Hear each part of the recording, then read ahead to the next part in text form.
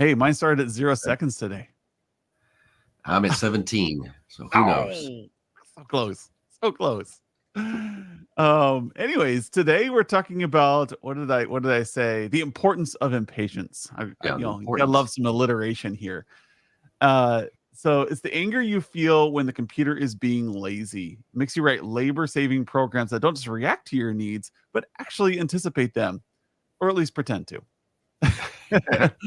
This is the third and final great virtue that we're talking about in our podcast series, and it's a good one. Like it's kind of a double-edged sword. Like impatience. Like I want our business to be in this place now, and so I'm going to line up all this stuff so that it happens sooner. But at the same time, like, is that digging myself a hole? Like Yeah. I want to succeed now rather than paying my dues, rather than moving forward in a deliberate, patient manner. And so, we've talked about laziness, being able to reduce expenditure, but importance or impatience kind of wars with that because you want to get things done. And Huber says you want to get things done really well. So, impatience is a hard one for me. And my impatience typically stems out of procrastination. Uh, and I get down to the point and I'm like, I'm tired of trying to figure this out. Let's just do it. Yeah. And, it's a rip the Band-Aid off kind of thing. I'm impatient with myself, and it's kind of good because it spurs action. We get something done. And I think that's, probably one of the bigger values of impatience is sometimes we need something to push us ahead, to get us Yeah. off the bubble and moving in a direction. Even if it's the wrong direction, we'll know and we'll figure it out and we could correct course, but we've got to Yeah. get moving. Yeah, I mean, we talk to our clients and we say, "Well, I want to get this project going now. I want to do this now. I want to do this now." And, you get angry at your client for like, "Look, we got to do this now, otherwise bad things are going to happen." But then we forget the second half of the value here of you got to put the work in. Like, why does your client Right. not care about this right now? Why aren't they buying into this? Maybe there's something you don't see. And so that impatience is blocking you. But if you want to get this done now, you got to put the effort in to understand the why of the client and Mhm. why aren't they signing off on this project. Maybe they're having some distress and they're just trying to get paychecks out this week. And they can't afford a new firewall, even though the firewall is on its last legs. Yeah. It's not as important as employee paychecks. So the why is important here, and that's where the impatience comes in. Yes, it is good to drive yourself to close more projects, to close more revenue, but at the same time, don't let it blind you to the why. So if you want to close these things more quickly, start thinking about that why and feed your impatience with that. Go through great effort to find out ahead of time what the objection is going to be from your client, an actual objection, and then anticipate it so that when they say, "Hey, we can't do this firewall project because," like, "Oh, well, here's what we can do. We won't bill you until like, February. We'll start the services in February, or we'll move it to a time that's better for you. Because this is really important because your internet keeps going down. It's costing you business, and we need to get this in place. And I know you're struggling right now, so let's work with you and have a plan ready to go. And I'll tell you what, we'll get this done today. We'll bill you in February, and everybody will be happy." So we have net 60 terms with FortiGate anyways. So whatever it is, but you're anticipating that impatience to get it done at the end of the year here, get it on the books for the end of the year, just won you a deal because Yep. you anticipated what their objection was going to be because you understood where they were as a business, and now you've won business faster rather than, "Hey, we need a firewall," and the client goes, I can't do that." And then now you're going to be delayed 60, 90 days until you figure out why they're doing that. But you have to schedule another meeting, which is going to take place, in January, February. So what is your anticipation here? How are you using your impatience to close the deal now, or pitch a project that they care about now and save the firewall for later? Yeah. Well, either way you look at that, I, love my little sayings. And so maybe a new one would be, preparation empowers your impatience. Uh, so, if you are impatient with this client, they won't get off, they won't do these things.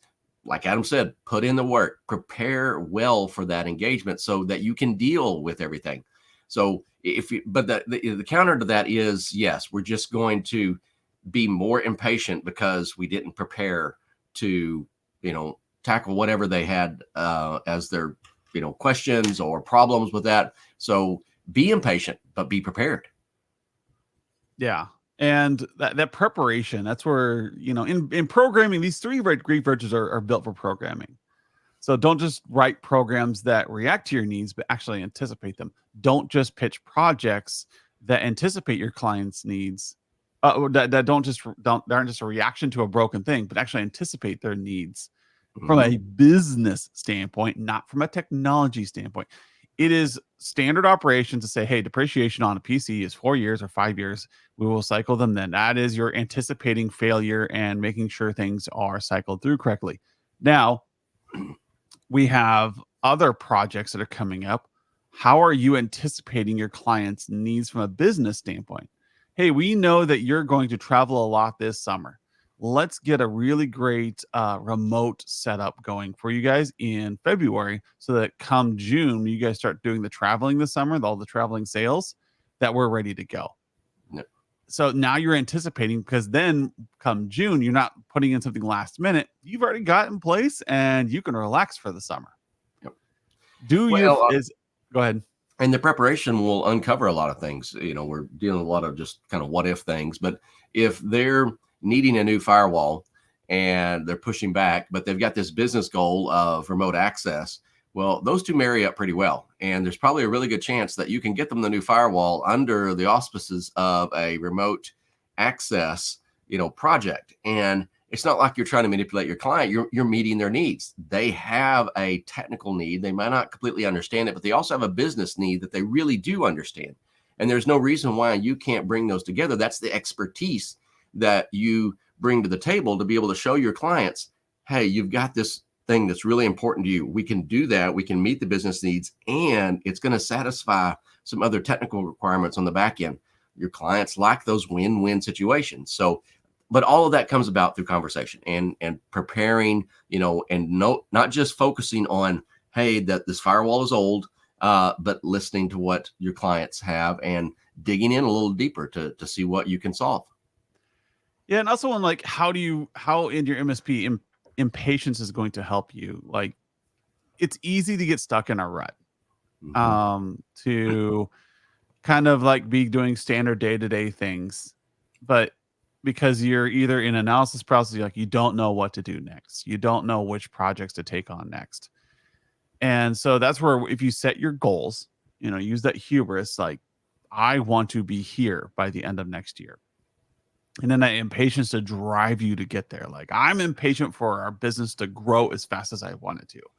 The team always feels this probably from Adam. Like I walk into a meeting, like, here's where I want to be. Yeah. And like, is this doable? Can we get there? And so it's driving us to work harder so that we can see success faster. Luckily, my laziness, kind of like balances us out. So we're not working too hard, working pretty smart, getting processes in place. But I am impatient. I want to succeed today. I want to have things working today. And that drives me to push a little harder on sales, push a little harder on development. And that accelerates us as a company Mhm. and gets us ahead so that when people come in and see our product, they're like, oh my gosh, this is really cool. I didn't think about that. That's actually something I really wanted. So that impatience to have a really good product, we put these things in place that anticipate our clients' needs as well as our own needs for the future. And you should do the same thing inside your MSP. What are things that you can get done that will improve your model of success next year today so that you can say in February or April, like, oh my gosh, I'm so glad I did that in December. Now it's paying off. Like Skip and I did a whole bunch of work this year. The whole team did a whole bunch of work this year. And it was, very much impatience of like waiting for it to pay off. And because we did all that work, because we worked really hard. Now we're sitting in December and we're seeing the payoff, Yeah. and it's feeling good. But we're also impatient. We want more success. We want more people coming in. We want more people reviewing our product. And so that's driving us to keep going. That impatience for success is driving us to make really nice decisions that are going to do ourselves a favor in March. And you should constantly be doing that. Now, I want to highlight on the word there, impatience, so raising 4 kids, there was always an exercise in patience, right? They need to learn a bit more patience. And that is true. So impatience could be, just a completely bad thing, but there's a balance between the two, and that motivation to get going, to not wait until everything is just perfect, or to not wait until everything is easy. That if you think about, especially with your kids, when they're impatient about something, it's difficult many times. We can't do that right now because I'm doing something else. I can't do that right now because I don't have the extra money. Whatever that is, there's a difficulty there. But at some point, you prioritize that, and all right, we can do that.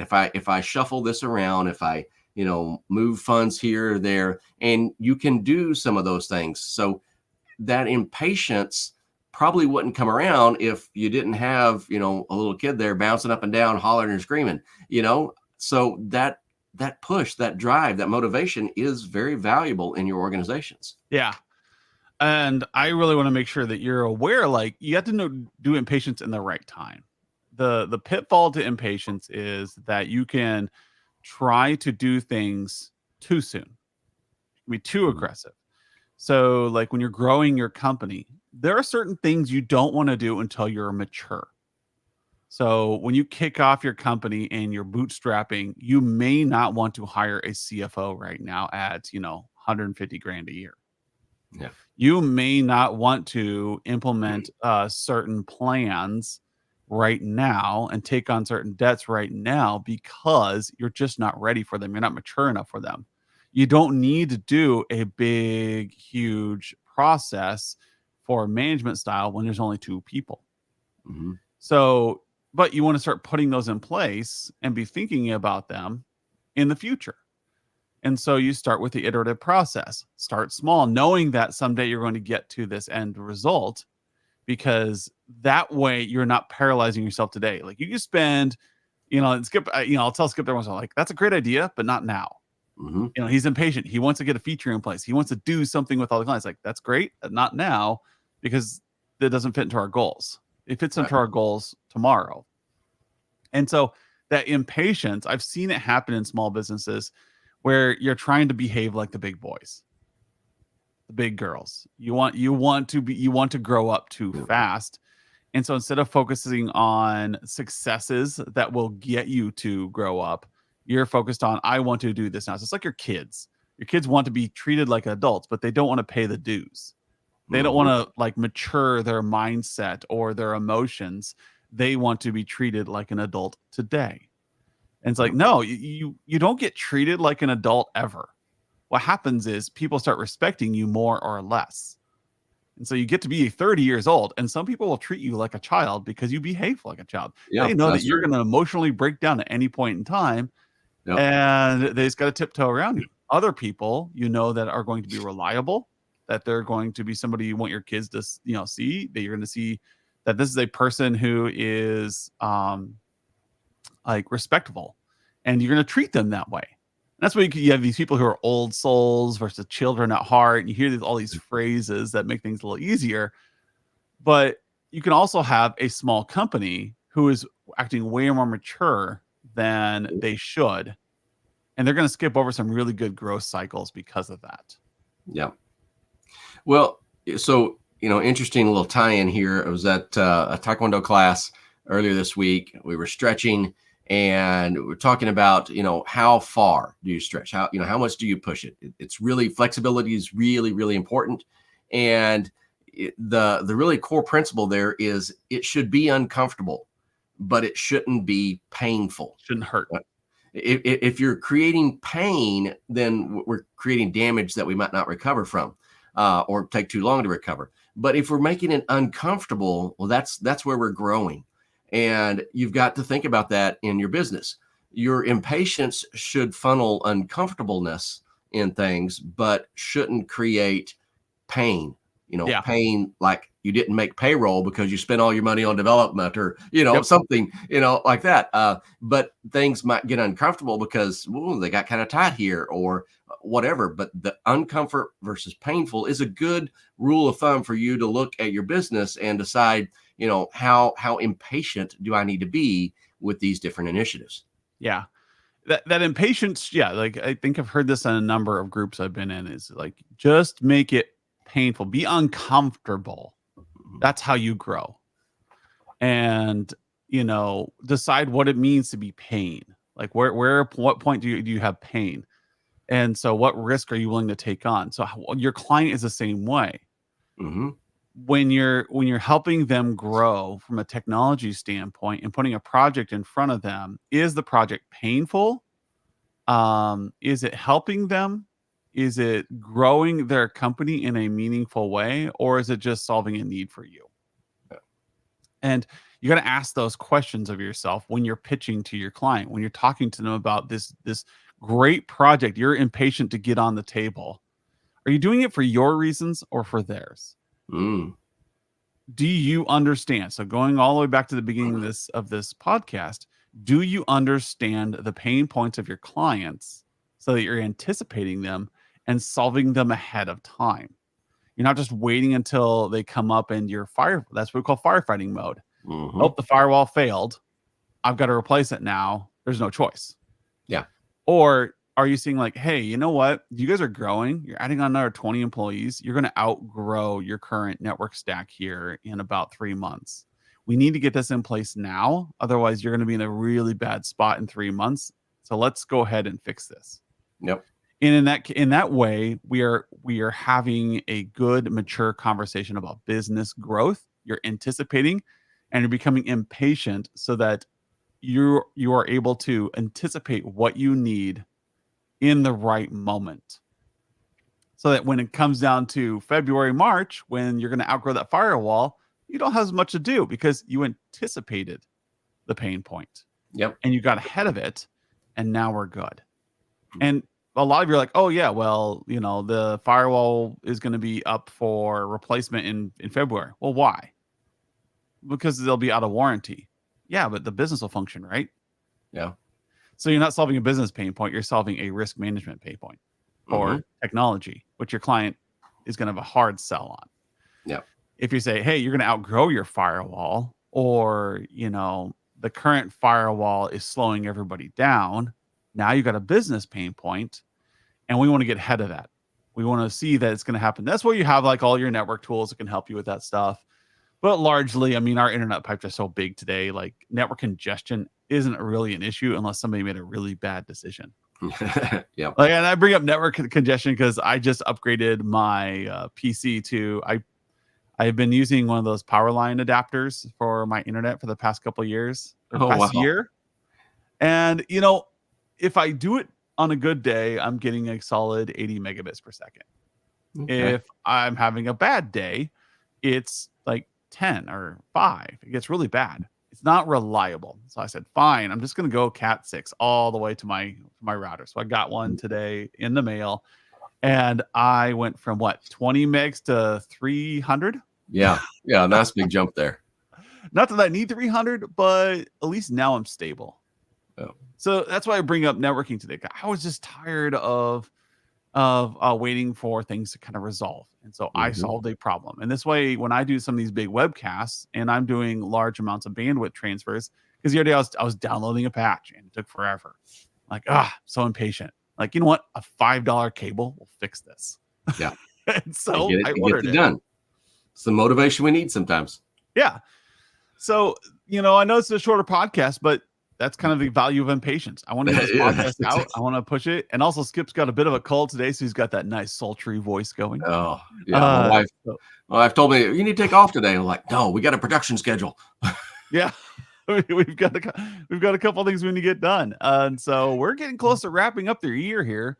I think we got like 1 or 2 more podcasts for the year, and after this one, will get pushed out. And then we're heading into 2024, people. So it's been a good year for the podcast. We've had really great numbers, insane growth, and I appreciate all my listeners out there that are tuning in and referencing us on Facebook groups, as well Yes. as Yes. in different forums and at conferences. We hear people talking about our podcast. So I appreciate everyone out there. I'm looking forward to 2024 and the roadmap there, and I'm impatient to get started. There you go. Thank you, Thanks. and we'll see you all next week. See ya.